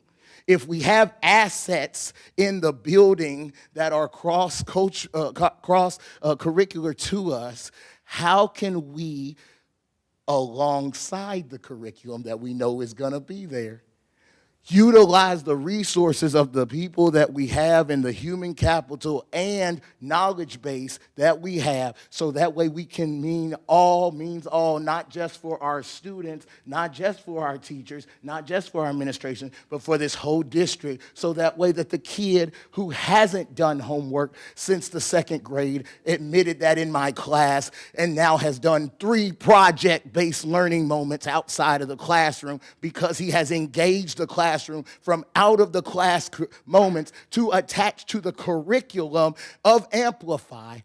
See you May 14th if you want to come, 4:30 to 6:30, when he presents for himself and he can cook for himself.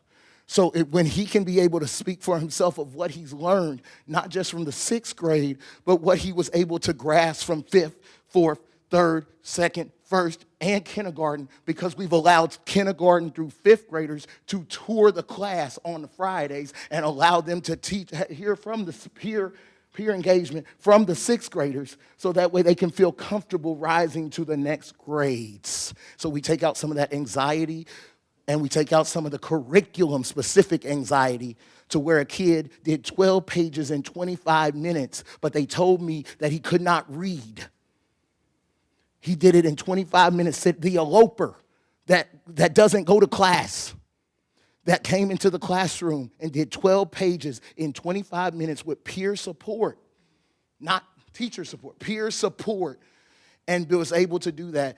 Where do we give these opportunities? He said it was because of the out of the classroom moments that gave him the confidence to be able to touch the curriculum that he was afraid to touch because the book is this thick. Okay, so look, I'm gonna say something with you because I worked with you before, right? So I have worked with Mr. Williams prior to coming, and it was a surprise that I ended up working with him again. Outstanding science teacher, right? Outstanding. He can bring things, real world events within our curriculum, which we are also moving towards, right? Aligning with that. The alignment that he's speaking of, to me, one is proper communication and proper planning. Yes, just like you stated, it's a pipeline, it's a flow. Curriculum amplified, they start here, the next grade should be aware of that. And the same with science. However, because of what we have saw and what he have seen and experienced, it's, again, we have to remember everybody have somebody to also answer to, so that's where proper communication comes to. So yes, we might have a brilliant idea. Yes, this might look good. However, just like you all explained to me that you pilot the first part of it, maybe we pilot not all 2nd grade, but one of the 2nd grades, right? And then the next year, that's where that investment piece aligns. Well, you know what? This really works. So in 2nd, 3rd grade, you're introducing the fractions and so forth. Now, guess what? Now they are coming to you. They have something to look forward to, because the 1st graders have already saw, oh my God, when I get in 2nd grade, I get to actually go down to the big hallway. But there is always a way to do it. And sometimes when we do it out of order, in a sense, just throwing it out there, then it become overwhelming to everybody, and then everybody go back in their shell like, no, I have something to do, because guess what? I have data to improve, right? And so now this, that's cool. I like that. That's exciting. but we have MAP testing. And in those lower grades, they have to prove something too, right? So if it's coming in the time frame of trying to get them to show growth, and you got this amazing thing here, that educator in that room is going to choose the growth part at that point, right? I mean, it definitely is all growth. However, it's a way to do it for it to work. So like I said, instead of saying all of the classes are all, and then eventually it becomes like, okay, now it's on the schedule. We are aware of this. Is this, and I think that would be an amazing thing. So, and I'm only speaking because I experience, they, in the sense, well, what you brought up, they are unaware of that in our building, So I just wanted to make sure and clear that up a little bit, that it is an exciting thing. There is a way. And even, at other buildings, there's a way to do that, because that is exciting as a little one, to be able to be like, oh my God, the big hallway is a thing for little babies. It was a thing for us, right? So to be able to go up and actually do hands-on things and be like, this is what fractions is, and you created something, I cooked, I did something, and that's what it was. I'm taking that question to you, though, because where I was saying wasn't what was being done in the school, because I understand that it needs to be rolled out on a school level. That wasn't what I asked. What I stated was, where is the mentorship opportunities being able to be given? Because here's the thought. I want to position where I'm coming from. I've taught CTE before in a high school level, and so from that perspective, I'm saying that understanding where the pathways that we also are going to be talking about, guaranteed experiences and stuff like that, where the district's trying to go to and things like that, where I'm trying to talk about is from having taught high school, middle school, and elementary school, and only serve as a substitute in this district. I understand that it might come off that I'm trying to be the end all. I'm not trying to say that. What I said was being a community leader first before an educator, being a parent first that's bringing my kids to this district next year, to make sure that we are doing the things necessary that are going to have the curriculum align with the promises of the portrait of a graduate. And so in that thought process, there are already piloted moments that are happening down the pipeline, and I know that Ms. Duffy is working her tail off to make sure PDs are trying to align that way. Right. So what I came to this meeting to say was being able to have, because I hold her feet to the fire, she know I do. So in that thought process, I'm just stating the mentorship opportunities that are there, that are simple grabs, such as the sixth graders who are going to the middle school. That's where I got them already going. I have them talking this week with the fourth graders that are staying thanks to the reconfiguration with the fourth graders, so that way that they understand that they are going to already stay in alignment to the mentor, so that way they can say, hey friend, I was in the same place you was, but I went to middle school, and now when you get ready to go to middle school, it's not as hard as you think it is to make this transition, because I'm talking about holistic transitions, not just sixth grade. Right. So what I want to yes, address that, Mm-hmm. there are, again, when we started off, we talked about transformation of systems. So that's a system Yes, it is. that is being created by a team, right? So that it's not just about at Kemp, it's a district-wide thing. Correct. So we do have a team that is working on that particular mentorship.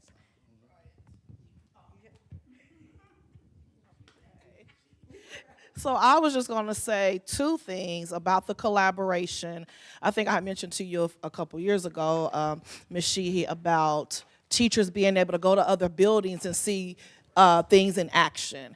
You guys are talking about what's going on in your building. I teach first grade. That would be a great opportunity for a first grade teacher to go see something like that in action in your building, and then we can bring it back to our building. Just like if someone is successfully, we know that a rollout, because you sent me the video from Northridge. It's like a 5-year rollout for Amplify. But what I can truly say is those students that you may have in 2nd and 3rd grade, it's a 2-year grade level reading program. They may miss the mark, but I can tell you one thing. I have a baby in kindergarten at Westwood, and it's my grandbaby, and she is doing phenomenal things with the Amplify. She's reading. But for me, I do teach 1st grade, and I love, love, love UFly. So when I came back, because I had surgery, and I'm like, well, why is 2nd and 3rd grade the only one? I asked my reading specialist doing the rollout, because I'm like, I want to do that. It is teaching the students the rule. So we're doing it. And I work with my teacher leader. I'm not a teacher, my reading specialist, and then our intervention specialist. And I like it because we teach it systematically, explicitly, every single day.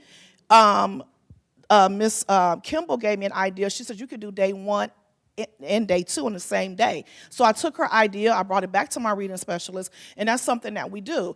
And I have seen my numbers when I'm talking about dibbles have really increased. You said your kids can read. They actually can, but we have to think about it is a minute-long test. I see a difference in my students now than I did at the beginning of the year, and I do teach UFly. I love UFly. I'm telling you, I love UFly. But I think that when we're talking about that crosswalk with skills in 1st grade, because there's some teachers who like skills in UFly, they're not married. So if we could go through skills and say, okay, we're teaching the rule ED. Well, let me go find ED, but it might be in skill book 5. So if that's something that we can communicate and plan as a team, then if you say, okay, Amber, I say, well, this is what we're doing. If we can show the evidence that we're doing, and evidence is my kids are moving with UFly. I'm not going to sit here and say, and I love knowledge. I would say this year I have really, really, really taught knowledge, and my kids love knowledge. You talked about characters. I taught kindergarten. My kids love knowledge, and we get all the questions in, so who, what, where, character traits. They know what a character is. They know all of that. But one of my questions is, I know Mr. Miller's back there, I want to teach science. However, I know that there's a new edition of Amplify, which is the 3rd edition, which they've taken some things maybe out we spend so much time on reading. That's the point I'm coming to. And when my kids get to 5th grade, they're lacking science because we spend so much on reading, teaching reading, intervention with reading, and with math. And I don't really I'm not gonna say I don't have the time. He's come in and we've talked. We need to carve out some time for science. We really, really do, but there is science in our knowledge, and we just did astronomy, and my kids we talked about the Artemis 2, because you make those real world connections. However, if we're spending money on a program, I would like to use it effectively, but how can we do that when we spend so much time on reading? And then I got Kirk in my room like, oh, you're not doing science? We're getting science. When they get to 5th grade, they got to know this, got to know this. And I'm like, you know what? If you could give me a time, he said, will you tell your principal? I said, no, I need you to go back to the curriculum team. And you tell him Ms. Bryan sent you, because he already know I'm going to tell you that. But I'm just saying, we need time for science. And I love UFly. I'm going to keep saying that. I love UFly. So don't take it away.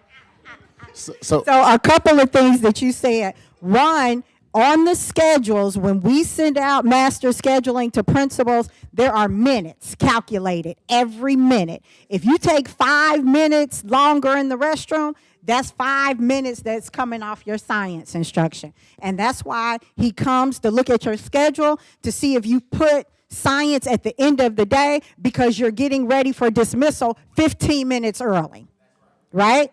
And so that's another conversation that we're going to have, not today, but that is definitely a conversation we have with building leaders.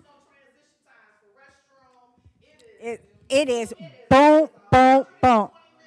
Yes. Yes. Yes. Yes.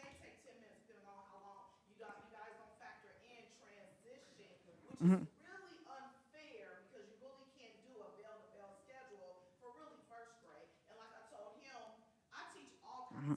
Mhm.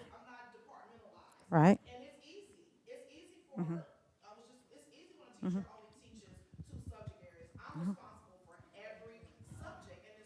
Mhm. And I understand that, and that's another meeting. Remember, that's another meeting. One thing that I did want to say and applaud you on was, again, making data-driven decisions. I'm not going to come in your class and say, hey, what happened to Haggerty? Because you know I will. And you're going to say, hey, I saw UFly. I'm using UFly. The data says it's what's working. When we talked about skills, that was one of the things she keeps hounding us about is skills. What's happening in skills? But we need everybody to be focused on that to say, hey, this is a tweak that we might need to make. Because again, there's no one resource that is going to meet all of our needs. But we're going to look at the data and we're going to make decisions. And sometimes that decision comes mid-year, because we're not going to keep moving forward knowing it's not producing what we need it to produce. So thank you so much. The second and third grade teachers, with us implementing UFly, the big conversation was, well, we need to get it in K1. If we get it in K1, then we wouldn't have, our groups wouldn't be so big when it came to intervention. And so that's one of the goals, is so that once they've had this year of UFly, we collect the data, we see where they're ending, and also see where they have mastered, because even though they're going on, there are some students that still may not grasp it. And they may have to have that group, let's say they're in 63, but the other students are ready for 119, that lesson. And so I think that they will come into your classroom next year having more skill set and be able to encode and decode and be ready. And then your intervention groups may be smaller. And then you can really hone in on your CKLA. You also have to have teacher buy-in. Hold on, wait a minute. You do have to have teacher buy-in, because we have two kindergarten teachers that were like, what are you guys doing, UFly? And my students, my grandbaby's teacher, she was like, I want to do that too. I said, well, you need to go to Miss Green. And that started the conversation with UFly with kindergarten. So they're doing it. So I told Miss Green, you know what? I really wish that we had started at the beginning of the year, but it's okay, because I think we would have been further along with the rules.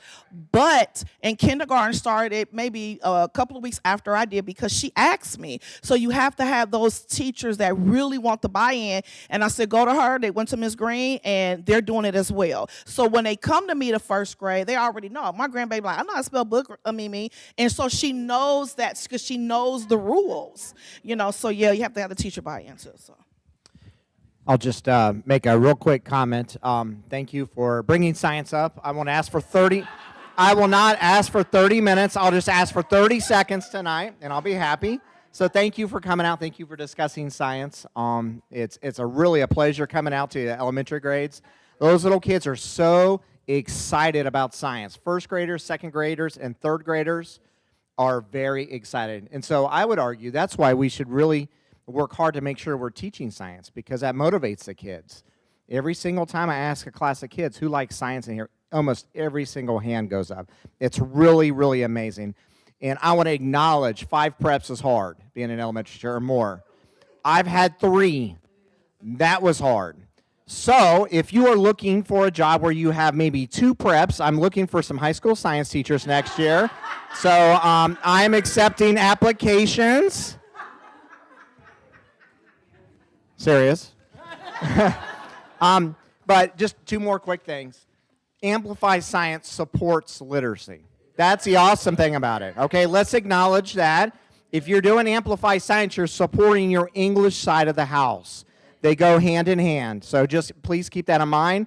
And it is possible to do an awesome job teaching science at the lower grades. I went into a 3rd grade classroom, and they were doing an investigation, a lab, and they collected data. They wrote it down in their lab books, and at the end of the period, a student took a microphone, just like I'm holding it, and looked at the data and explained it and synthesized the learning. And I just about got tears in my eyes. So I'll go ahead and transition to the next speaker right here.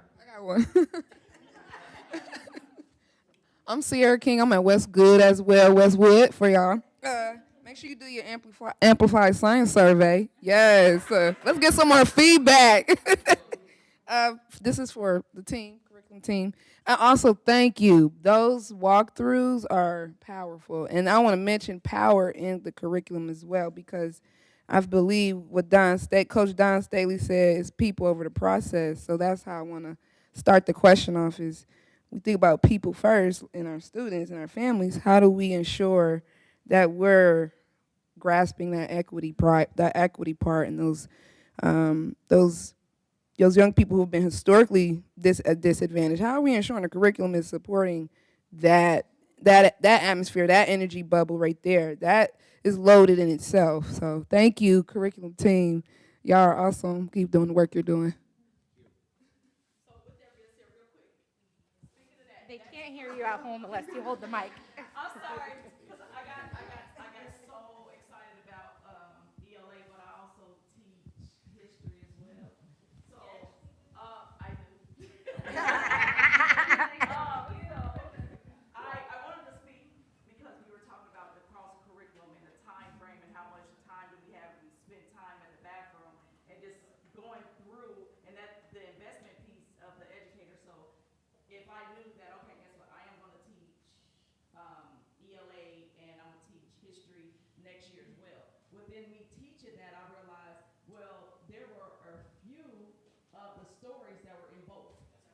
So then I can be like, you know what, if I need a little bit more time here with the writing piece in my ELA, I can take out this story in my world book because we read it, we went over it, and then, or you can do this assignment and then use that my world history part of the same and use that as your homework piece, and it eliminates some of the time. But again, that's that investment piece of it. And if you decide to go to the other, or not decide, because sometimes it's not your decision that you're going to another grade, but if you are in the building, be a vessel to the teacher that's coming, and hopefully they are open to hearing, but don't be quiet. You know, as educators, you're supposed to be like a kid in the candy store when you see things that works.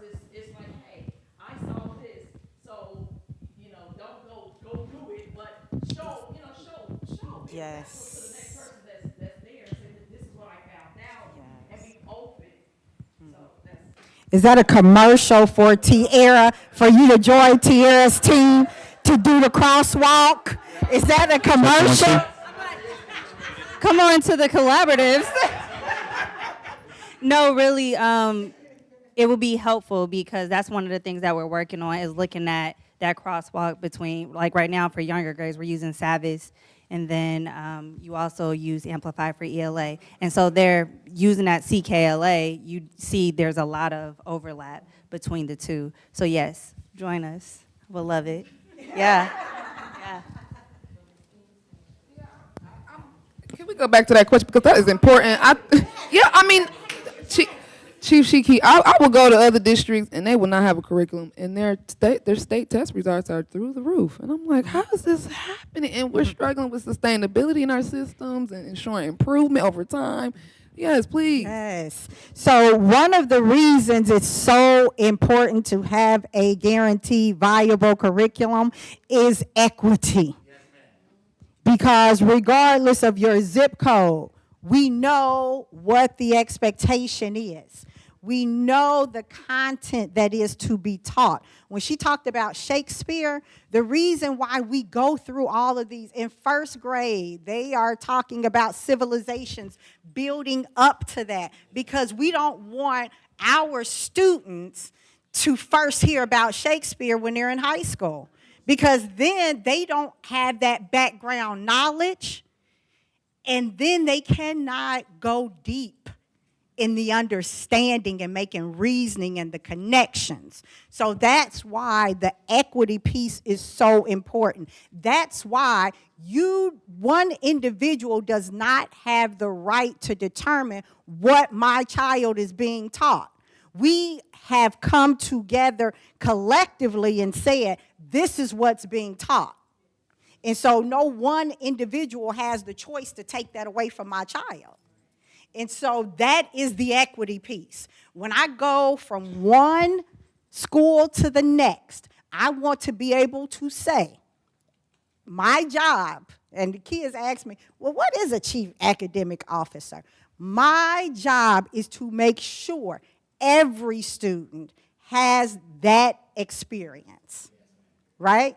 No matter what zip code you're in. So no, you don't get to choose that our students aren't doing Shakespeare in 5th grade at this school, but they are doing it at this school. That is equity. That is equity. This year, in 11th grade, we tested more students on ACT than we have before. And our goal is that every student, every 11th grader takes that test and performs on that test, which is why we have to start in preschool, right? Because it's not about, we can't just wait till they get to 11th grade and think it's all on that teacher. Absolutely not. When we first came, we had one school teaching AP, and that was Stivers. We're talking about equity.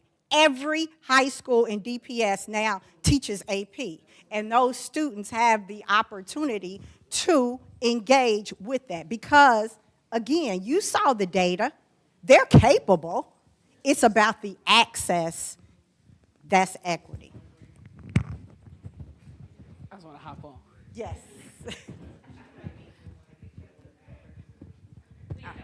They adjusted. So I want to thank you guys. You got about 12 minutes left here, and this will be over. You know, timekeeper here. But I do want to thank you all for coming out and everyone online too, because this was actually, I am the board member that requested this based on feedback from teachers. So to hear both sides, our administration and our teachers, actually have a very fruitful conversation, this is great, actually. This is beautiful. I don't think this is the end. I think this is the start of something that needs to continue because you guys got a lot to talk about, especially that science thing. I mean, I got away from us a little bit there, but it came. We got more. We got more. And I mean, I think it's really good too, which I hope my fellow board colleagues go back and watch this online because again, we hear a lot of narratives from different sources about the curriculum, but to watch you guys go into an in-depth conversation about substantive things, that's not something I get to see often. And it's hopeful knowing, because I'm also the board member that sent them an assignment to go through every year of students who are currently in the 12th grade, who have been with us all the time, and see how they went on that path right there, which led to more questions.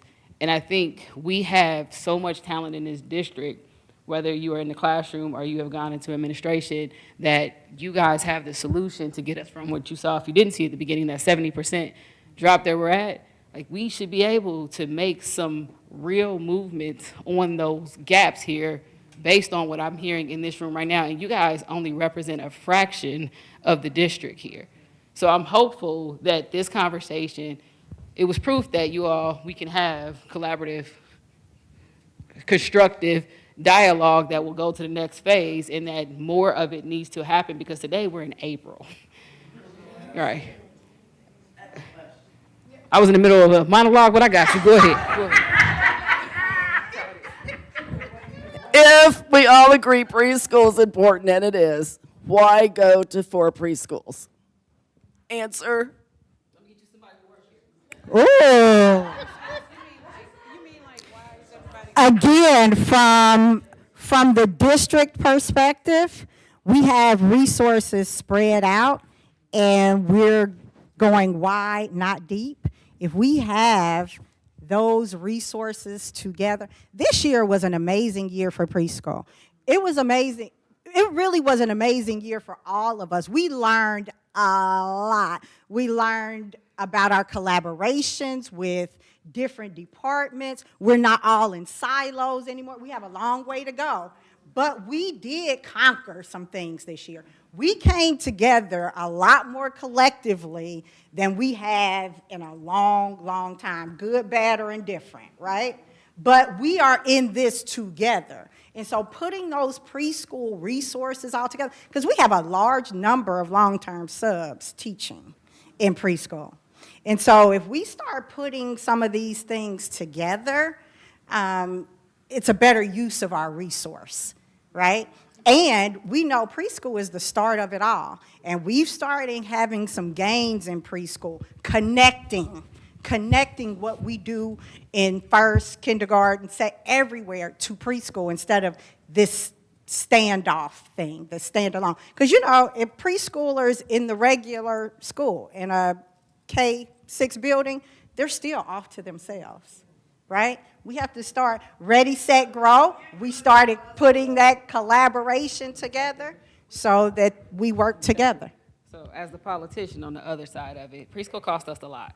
I mean, I'm just gonna be honest with you guys. So if you aren't aware, all you who are Dayton residents, we pay a tax into Preschool Promise. We don't see that money because we're not a recipient. We self-fund our own preschool.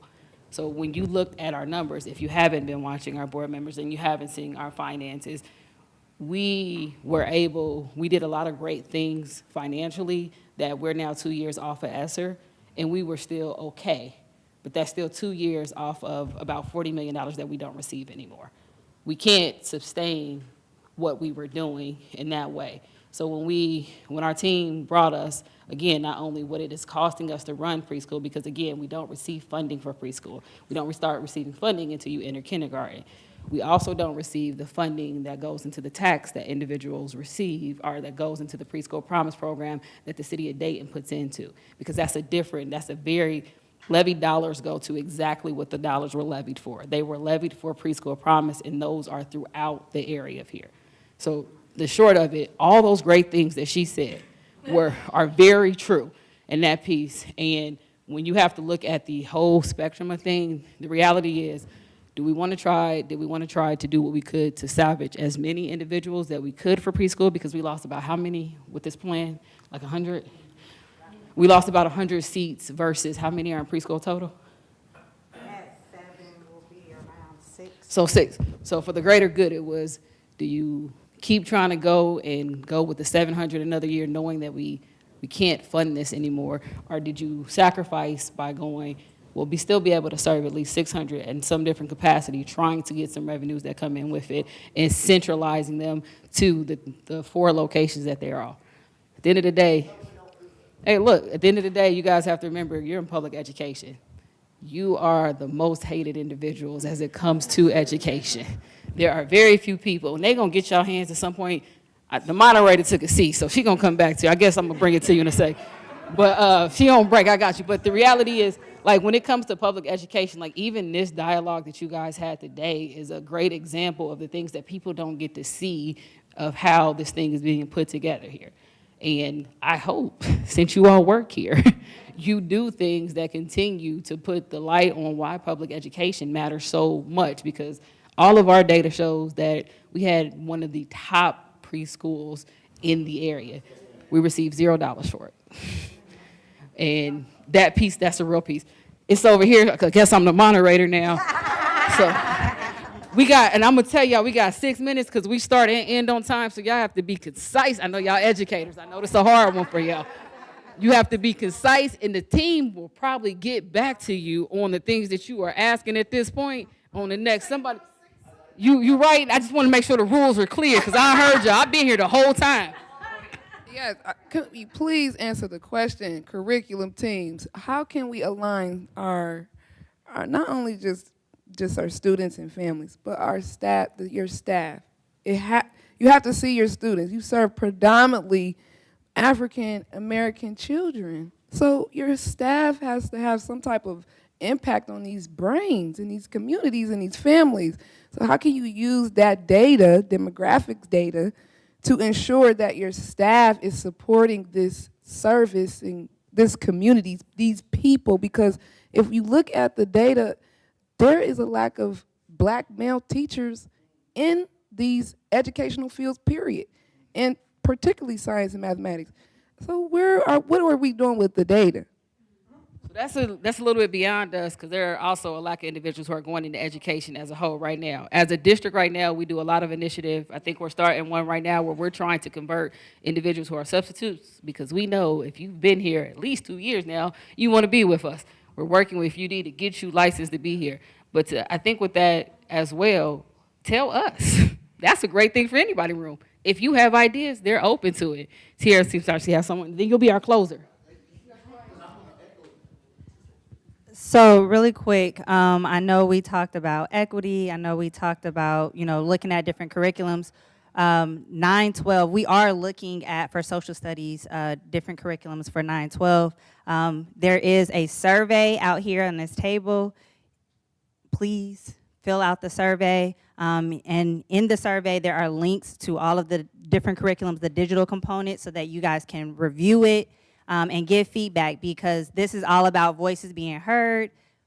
I need to hear your voice, because we want to move forward. We want to do something, but we can't if no one is speaking up. She off the record. She not on the mic. Don't even worry about that. You're going to have to email her. Have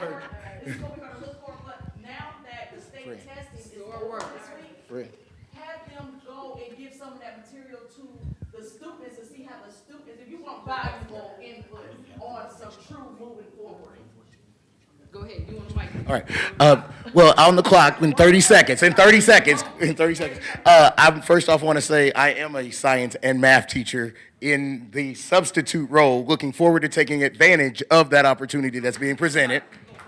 The second thought on that is the math is why I stood up. Because I love science and went to NSTA, represented this area and Dayton Public Schools in a presentation, and was able to talk about what we did in the classroom and in our district in this moment.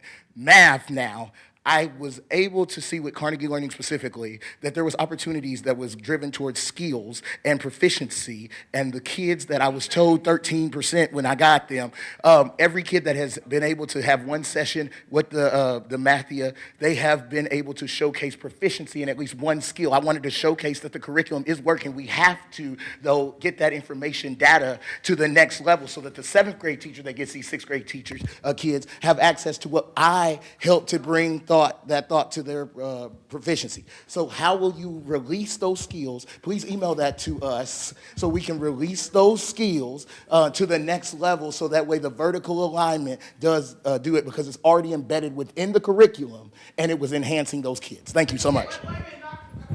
So look, this is y'all. You going into the meeting after the meeting? I'm gonna close it for the.